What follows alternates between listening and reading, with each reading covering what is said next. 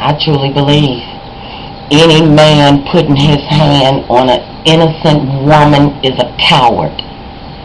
I feel the same way about a woman beating on a man.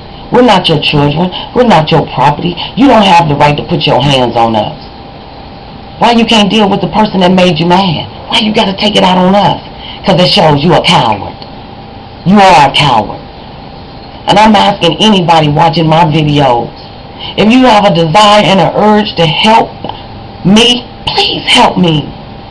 I need financial help. I have properties, but I need financial help to bring them up to par, to put women and their children in. I have one piece of property that has 20 apartments, but it needs a whole lot of rehab.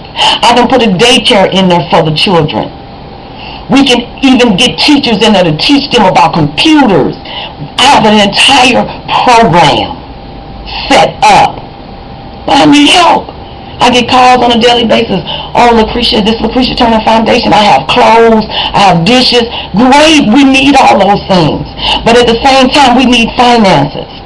I got on the radio just asking the listeners in Missouri just to donate $1 to the foundation.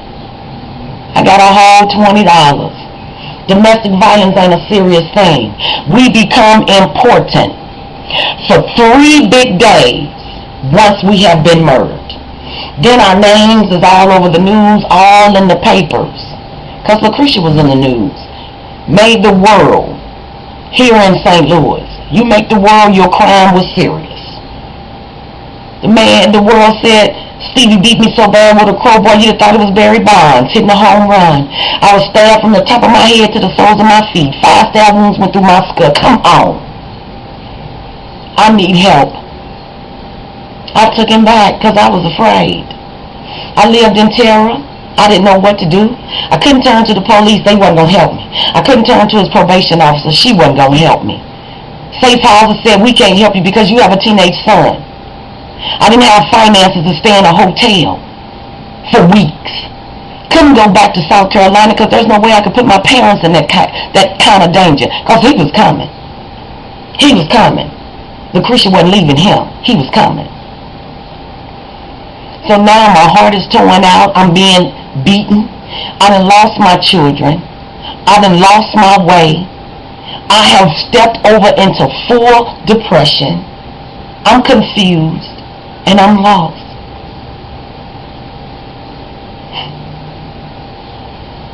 Wishing to die. I just wanted to die. There was nothing happy going on in my life. I pretended there were happy things going on in my life. I put on a face and a smile to make people think everything was okay and I was happy, but I wasn't. I was dying inside. And I couldn't turn to anyone for help.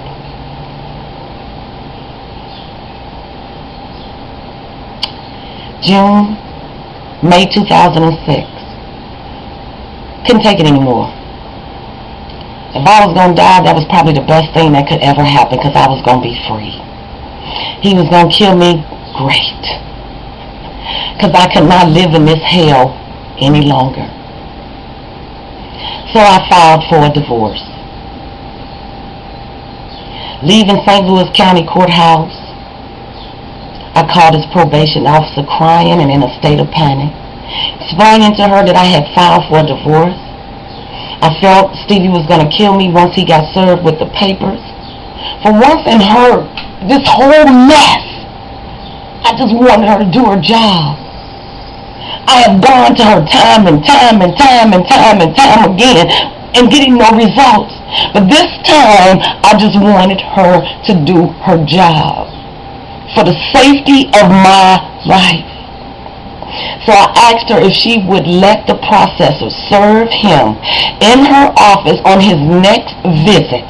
And she put the fear of those 5 years going to the penitentiary over his head.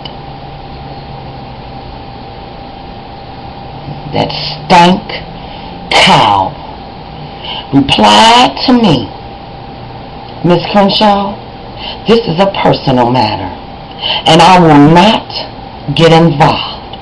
You have a great day. You psychotic ass. Okay. Okay. Okay. Okay. It's May 31st. June 12th, 2006. Stevie broke into my home. I had no idea he was there. He had been gone for months. I had filed for the divorce. I come in my house, walk through it, enter into my kitchen. The first thing I see is my glass sliding door to my patio has been busted out. I turn to reach for the phone because I'm thinking, my God, somebody broke in my home. I am immediately stabbed in my spine. I turn to see. I am then hit in the head with a crowbar. I saw it was my husband. I fell to the floor. He picked me up. He threw me into the wall head first. He picked me up. He threw me into the cabinets. He threw me into the stove. He threw me into the refrigerator. He grabbed the knife and he went to stabbing and stabbing and stabbing and stabbing. I passed out. For how long, I don't know. My last memory, we were in the kitchen. My next memory, we were on the sun porch. He's standing behind me with a knife to my throat, screaming that I have ruined his life by filing for this divorce.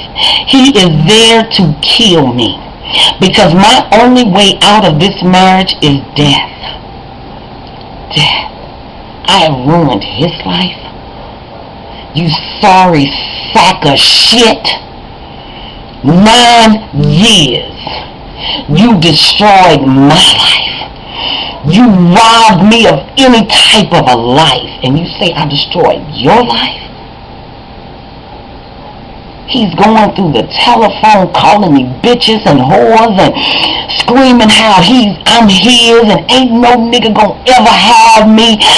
If he can't have me, ain't no man gonna have me. I'm gonna kill your motherfucking ass, bitch. Who been calling my motherfucking house? He's going through the phone. He done beat my head so bad and stabbed me up so bad. My brain is rattling around in my head. The doctors tell me later they surprised it didn't explode. I'm trying to explain to him I'm not understanding. I'm asking him, Stevie, why do you have these gloves on? He's saying to me, bitch, didn't I just tell your motherfucking ass I'm ready to kill your motherfucking ass, bitch? And I don't want to leave no evidence that's gonna lead back to me to your motherfucking murder. What? What murder? Who murder? I don't understand. I asked him again, why do you have this knife and this crowbar? Bitch, I'll kill your motherfucking ass. You dying, bitch. You don't want me, bitch, then you ain't gonna live. I be damned if I'm gonna live out in the street with nothing and your ass gonna live and be prospering and happy and have everything. No, bitch, you gonna die and suffer like I'm gonna suffer. That man dropped that knife. He grabbed that crowbar. He swung that crowbar down on my knees, my legs, my ankles, my thighs, my chest, my face, my head. Oh my God, Jesus, he's swinging and beating and winging and winging and swinging. I don't know, somehow I ended up on the recliner. He throws the crowbar down, he grabs the knife, and he just stabbed me from my head to my face, in my neck, my shoulders, my arms, my chest, everywhere. I pass out. I literally pass out. I wake up. Don't know how long this incident took. I wake up. I'm laying in the floor. He's sitting in my chest with my arms down to my sides, telling me, bitch, I'm gonna cut your motherfucking face up. You won't die, bitch, so just in case, ain't no another nigga gonna ever want your ass. I'm gonna cut up and crush your motherfucking face.